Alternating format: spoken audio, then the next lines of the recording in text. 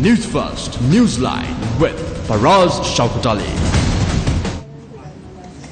Hello there, very good morning to you. It's the 28th of December 2015. I'm Sonali Wanigabadage sitting in for Faraz Shaukatali, who is on a very well-deserved vacation. Good morning to you, Faraz.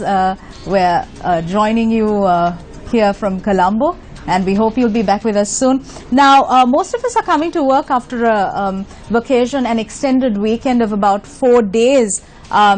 Taking time off to stay at home, go for Christmas lunches, Christmas mass. The season of Christmas itself converging everyone together, bringing people together, spreading the message of love, goodwill and peace. Now, the 26th of December saw 11 years after the tsunami, the 11th anniversary of the tragic tsunami being marked across the world, also in Sri Lanka, going down as the biggest natural disaster to affect Sri Lanka. Now, we have just 3 more days to conclude the year, 4 more days to welcome, to usher in a brand new year, 2016, hopefully with continued peace and goodwill. Now, yesterday, interestingly, saw a young man from China risk his own life to catch a woman falling from the 11th floor of a building. Now, he did this with his bare hands. This was reported from the Hubei province in China. Now, although the woman did not survive, the young man's selfless act of heroism indeed calls out to the humanity in us all. In a short while from now, we will be joined by our guest in our studios, Minister of Ports and Shipping, Minister Arjuna Ranathunga. We'll be speaking to him shortly as well. But until he comes into the studio, just want to keep you updated with some of the headlines, some of the stories making it to the headlines today. Now, yesterday we brought you a story where residents of Meethotamulla staged a demonstration demanding for solutions to the long-standing garbage issue in the area. Also, last night, we said that the group of demonstrators who were protesting by staging a fast against a move to expand the garbage disposal area in Meethotamulla have been attacked. And the demonstrators charged that the attack was launched by a group including the chairman of the Kolonava Urban Council. So we will be keeping you updated on this story as well. Let's take a look at some of the headlines in the daily newspapers. The Ceylon today says, Minister of Public Enterprises Development Kabir Hashim will be appointed Finance Minister in the coming cabinet reshuffle at the end of January 2016. This is the headline of the Ceylon today. Kabir tipped to be Foreign Minister.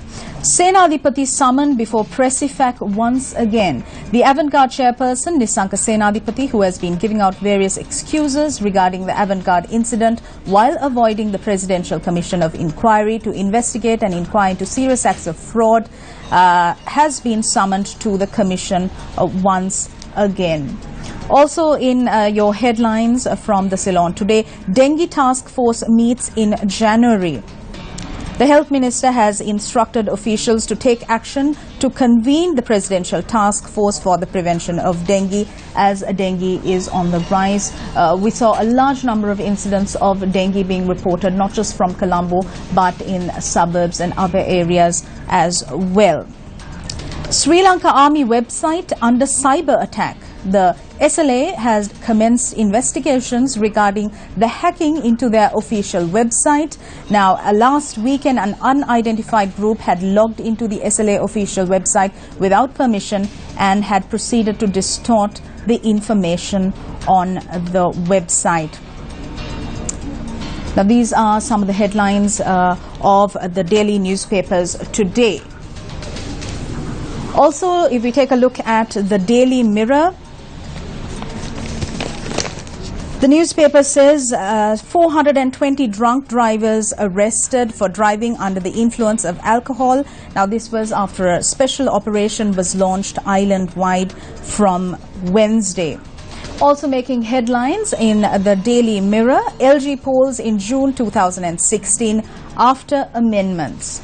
The Local Government and Provincial Councils Ministry expects to enact amendments to the local government electoral system before the expiry of office of remaining 23 local government bodies by April 2016, enabling the government to call local government polls in June.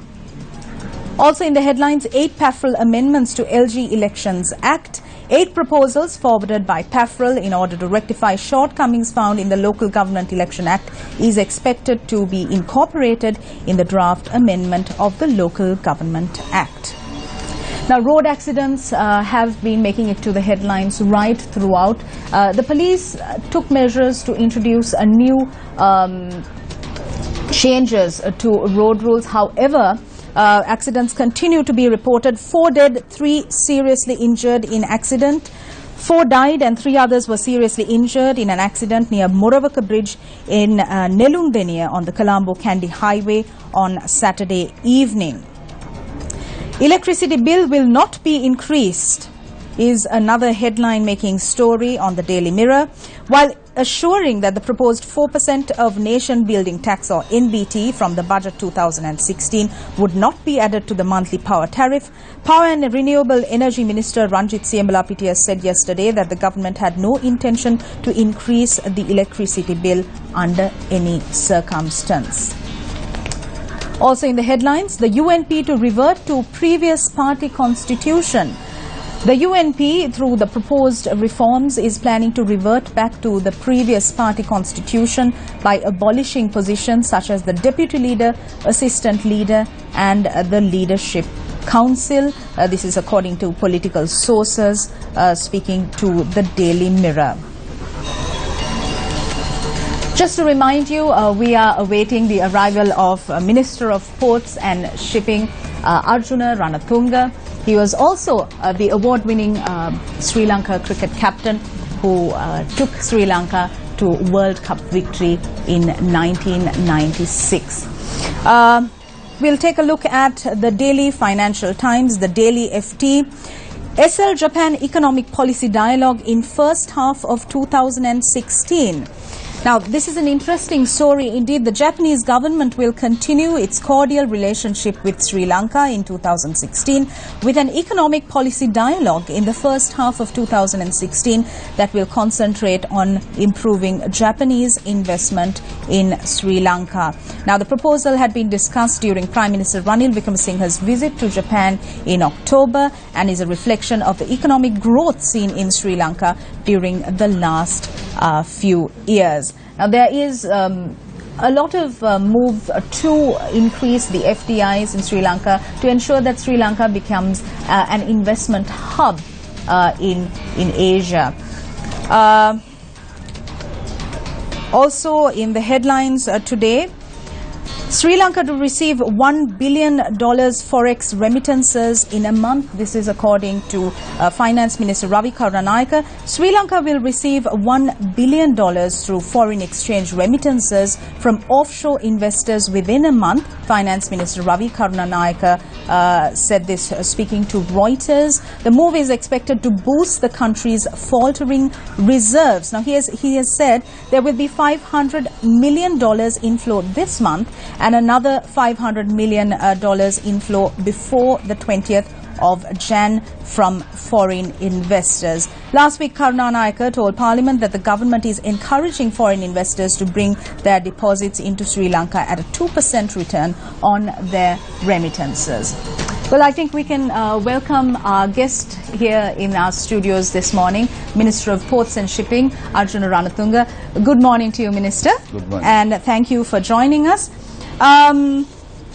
Well, Sri Lanka just lost the second ODI against New Zealand a short while ago by 10 wickets.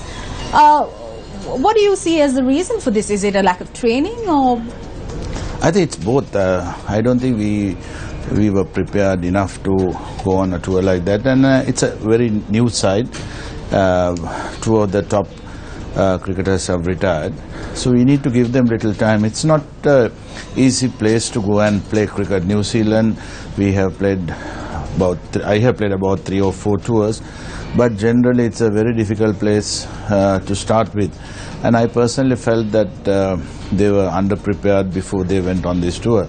And I feel some of these young cricketers have not taken the responsibility, apart from maybe Matthews have been a very good captain. He is improving day by day.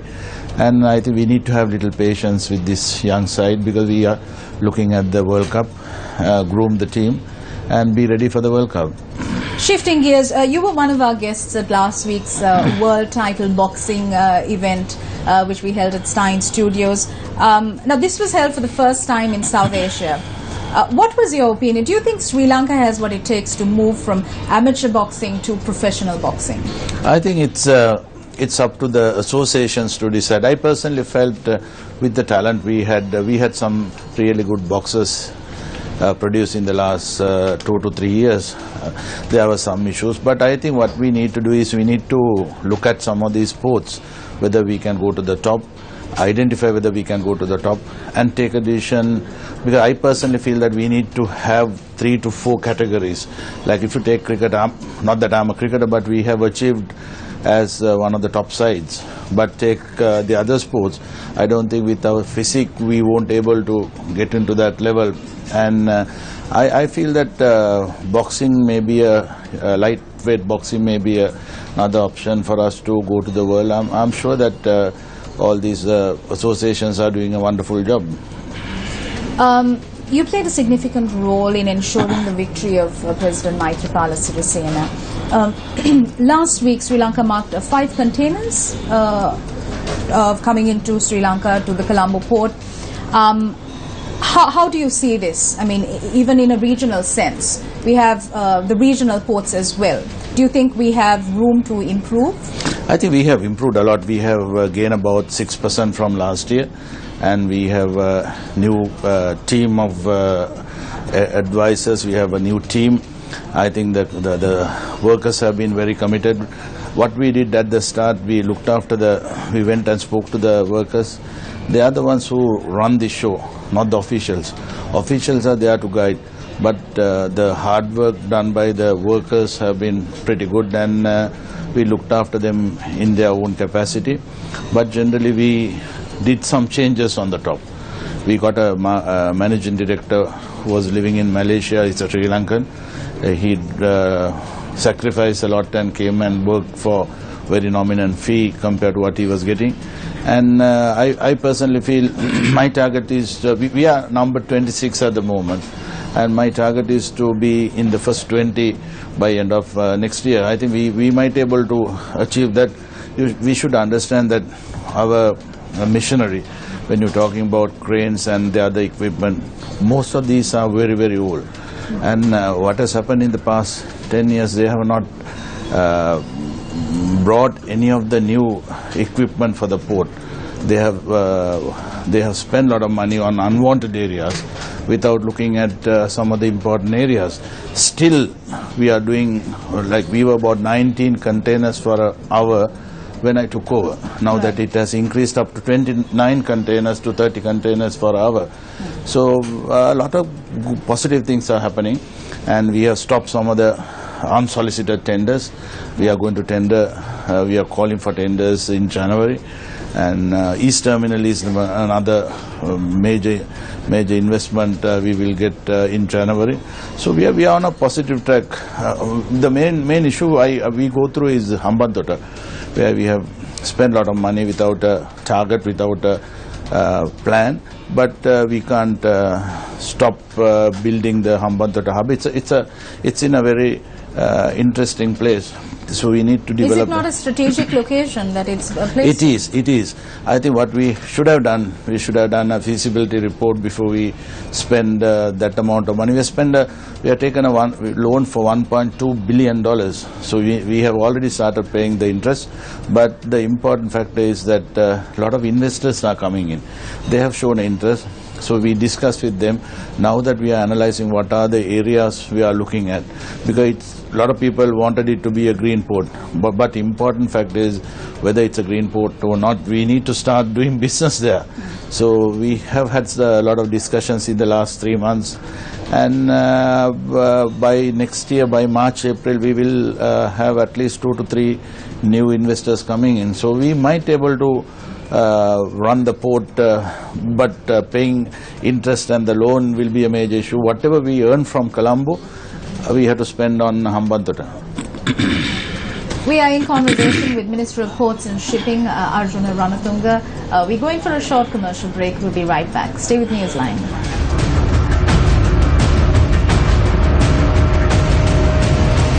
Newsfirst, Newsline with Faraz Shaukatali. It's a new beginning every morning. Embrace it.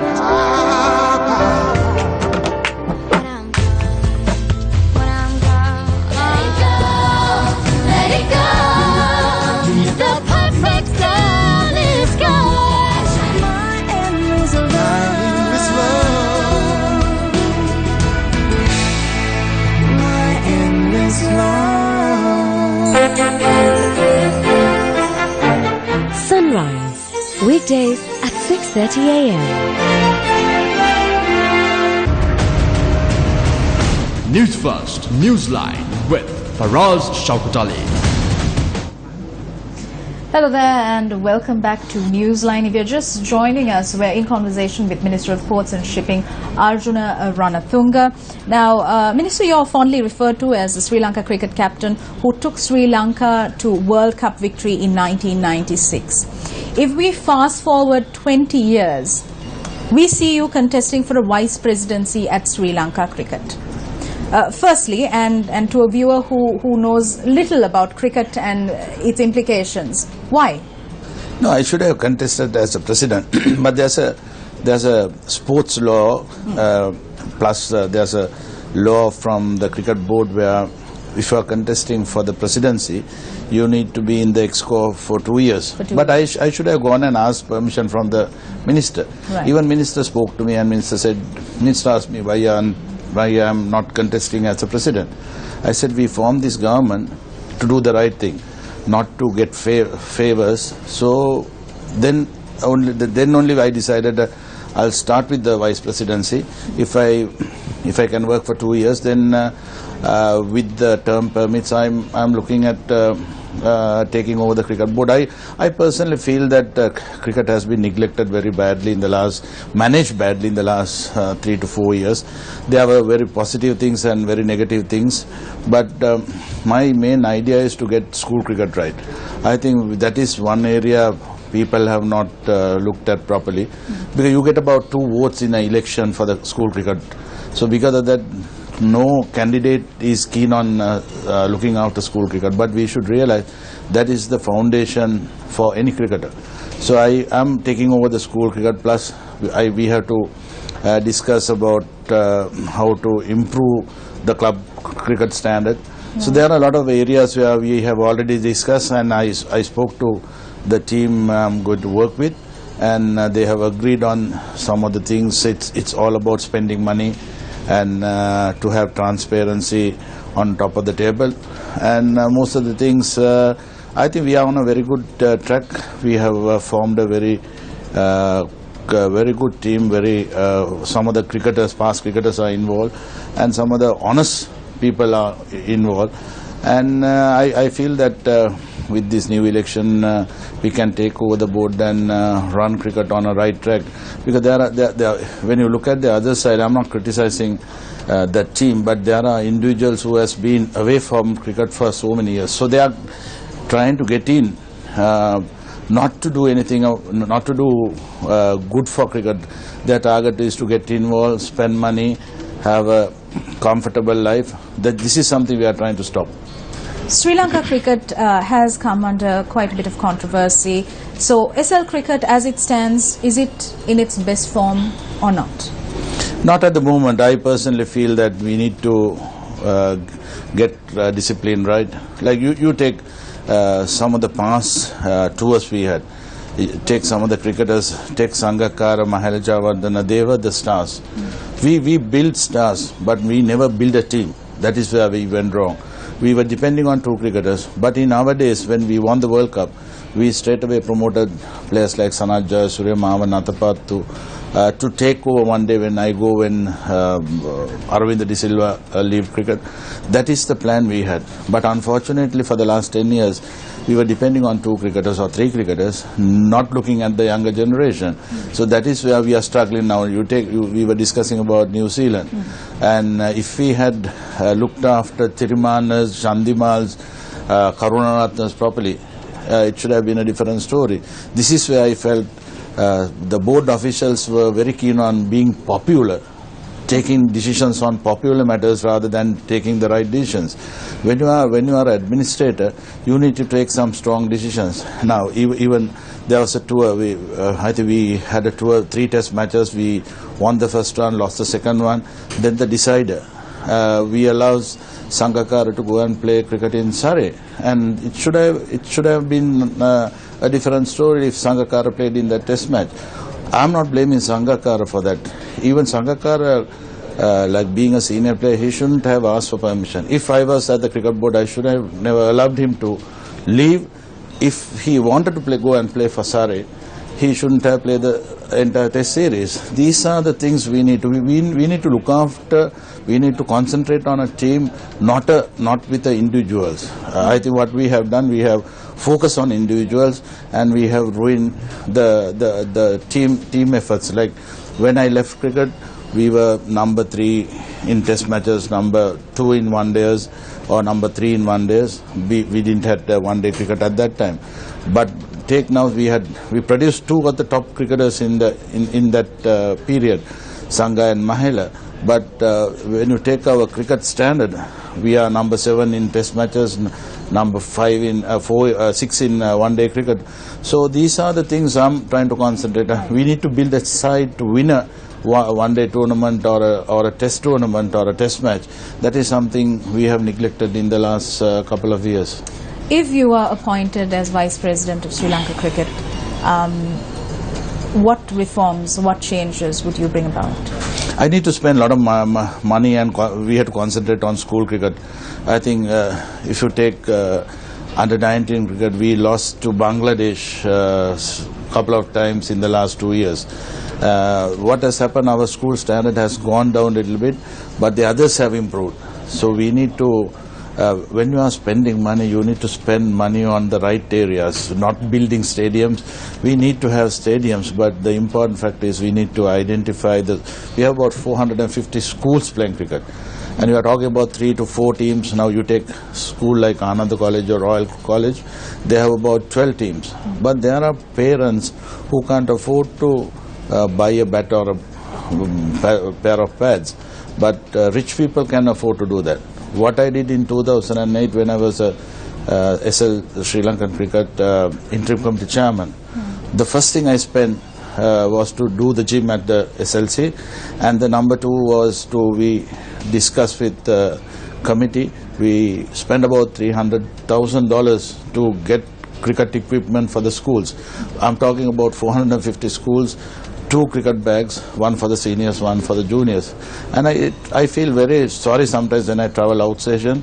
There are schools still playing with those cricket equipment. Right. I'm talking about 7 to 8 years. And then we need to look after the grounds. There are a lot of areas I have already marked.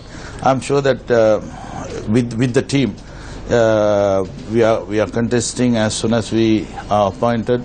My main target is to focus on school cricket with the School Cricket Association, and I have spoken to some of the past cricketers who played with me, are very keen to come and work with me. So I'm blessed with that, and I've already spoken to some of the top cricketers produced in this country. They are willing to support, and it's a matter of giving an input for these junior cricketers. Right. Also, I'd like to ask you about doping allegations. Now, this is a universal concern, doping allegations. Even a few days ago, there was an incident reported where there was an allegation against a cricketer. What is your take on this? This is not just limited to the game of cricket, but locally, as Sri Lankans, what can we do? I think we need to educate them from their younger ages. But I really don't know what has happened with Kusal Janit. We can discuss about this.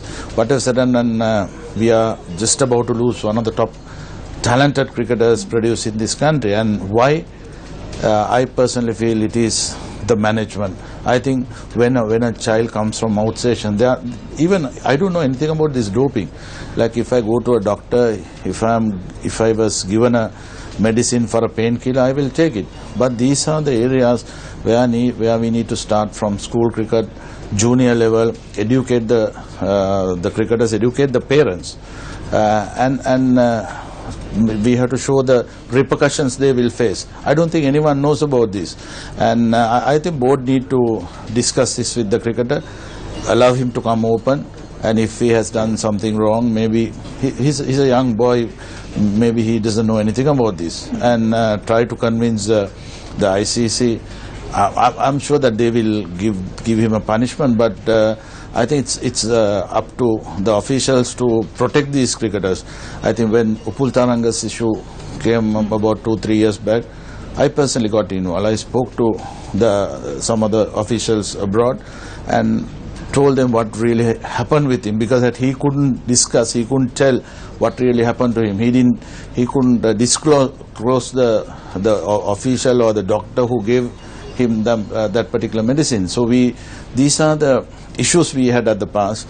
I tell you honestly, I really don't know what has happened with Kusal, but I'm very sorry to say, when I saw him playing, I always remembered Sanat Jayasuriya's youth, and I felt that he is one of the top one-day cricketers who might able to win a World Cup for us. So, but Minister, are you saying that we don't at the moment have a procedure in place, a mechanism in place where players are educated on doping charges, on banned substances which they are not supposed to take? Absolutely. I personally feel, I don't know whether it is happening at the cricket board or not, but there are too many officials. When you take the present cricket team, they travel with about 10 officials or 12 officials. But in our days we had about 2 or 3 officials. But still we knew what we were doing. And with all these new medicine coming into cricket, and I'm sure the cricketers need to be very careful. They need to be told, even from under 19 levels, to protect them. I think this is one area we need to be educated properly. I don't think we have done enough with this. Right. And on that note, we conclude this edition of Newsline. Thanks very much for tuning in, and thank you, Minister Ranatunga, for joining us early this morning. The Sri Lanka cricket elections for the vice presidency will be contested by Minister Ranatunga as well. That will be on the 3rd of January. With that, we wrap up this edition of Newsline. We'll see you again tomorrow.